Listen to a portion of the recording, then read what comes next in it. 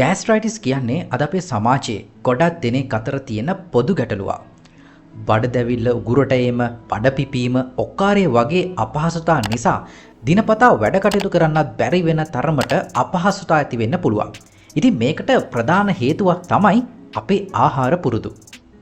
ඔබත් ගෑස්ට්‍රයිටිස් වලින් පෙළෙනවා නම් මේ තත්වය පාලනය කරගන්න පුළුවන් ප්‍රධානතම ක්‍රමය තමයි නිවැරදි ආහාර තෝරා ගැනීම. ඉතින් අද අපි කතා කරන්නේ ගෑස්ට්‍රයිටිස් තියෙන කෙනෙක්ට කන්න හොඳ වේදනාව සමනය කරන්න උපකාරී වන ආහාර වර්ග මොනවද කියලා. ඉතින් මේවා ඔබේ දෛනික ආහාර වේලට එකතු කරගෙන වේදනාවෙන් මිදලා සුවෙන් ඉන්න පටන් ගමු.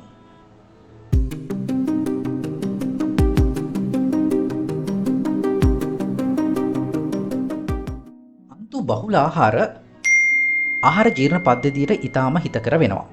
ඉතින් ඕට්ස් වගේ පලා වර්ග, එළවලු වගේ දේවල් වැඩිපුර එකතු කර ගැනීමෙන් ඔබට සුවයක් ලබා ගන්න පුළුවන්. ඒ වගේම සම්පූර්ණ ධාන්‍ය වර්ග, දුඹුරු බත්, සම්පූර්ණ තිරිඟු පිටි සහිත ආහාර ඔබට ලබා ගන්න පුළුවන්. ඒ වගේම මේදය අධික ආහාර ජීර්ණයට අපහසු වෙනවා. ඉතින් ගෑස්ට්‍රයිටිස් තත්ත්වය මේ නිසා තවත් උග්‍ර කරන්න පුළුවන්.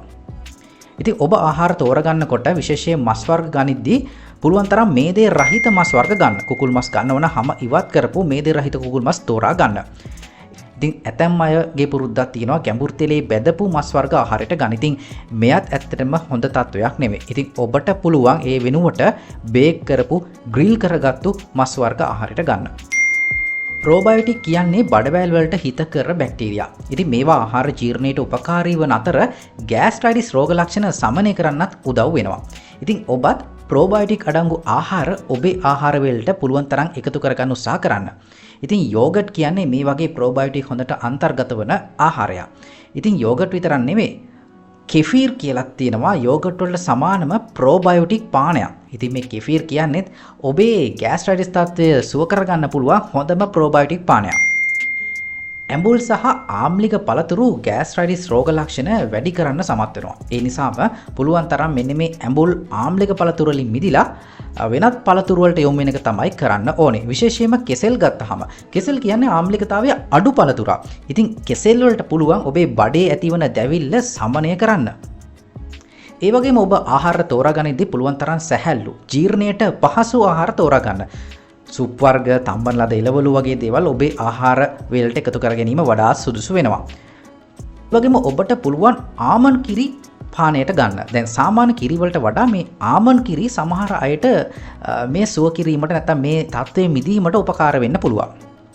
ඊළඟට අපි බලමු මේ රෝගී තත්ත්වයේ යටතේ ඔබ වැළකිය යුතු, එහෙම නැත්නම් සීමා කළ යුතු ආහාර මොනවද කියලා. ඔබ මතක තබා ගත යුතු වන්නේ පුළුවන් තරම් කුළුබඩු අධික ආහාර සීමා කරන්න. මිරිස්, ගම්බිරිස් වගේ සැර වැඩි කුළුබඩු යොදාගෙන ආහාර ගැනීම වළකින්න ඕනේ. ඒ වගේම ආම්ලික ආහාර වලනොත් ඔබ වළකින්න ඕනේ. තක්කාලි, විනාකිරි වගේ ආම්ලික ආහාර ඔබේ තත්ත්වය තවත් උග්‍ර කරන්න පුළුවන්. ඒ වගේම පැංගිරි සහිත පළතුරු, දෙහි දොඩම් වගේ පළතුරු ඒවායිනොත් පුළුවන් තරම් වළකින්න ඕනේ. ඊළඟට බැදපු සහ මේද අධික ආහාර වලින් වළකින්න ඕනේ. ඔය ෆ්‍රෙන්ච් ෆ්‍රයිස්, කට්ලට්, අධික මේද සහිත මස් වර්ග, ගැඹුරු තෙලේ බැදපු මස් වර්ග අන්න ඒ වගේන් ඔබ වළකින්න ඕනේ. ඊළඟට කැෆේන් සහ මද්යසාර. ඉතින් මෙන්න මේවත් ඔබේ තත්ත්වය උග්‍ර කරන්න හේතු වන ආහාර වෙනවා. ඉතින් ඒවත් පුළුවන් තරම් සීමා කරලා වළකින එක තමයි ඔබට සුදුසු වෙන්නේ. සැකසූ ආහාර, ඇතැම් අයට චොක්ලට් පවා අධික ලෙස ගැනීම මෙන්න මේ තත්ත්වය උග්‍ර කිරීමට හේතු වෙනවා. ඒ වගේම දුම්පානයෙන් සම්පූර්ණයෙන්ම වළකින්න ඕනේ. මොකද දුම්පානය ගෑස්ට්‍රයිටිස් තත්ත්වය උග්‍ර කරන ප්‍රධාන සාධකයක් වෙනවා.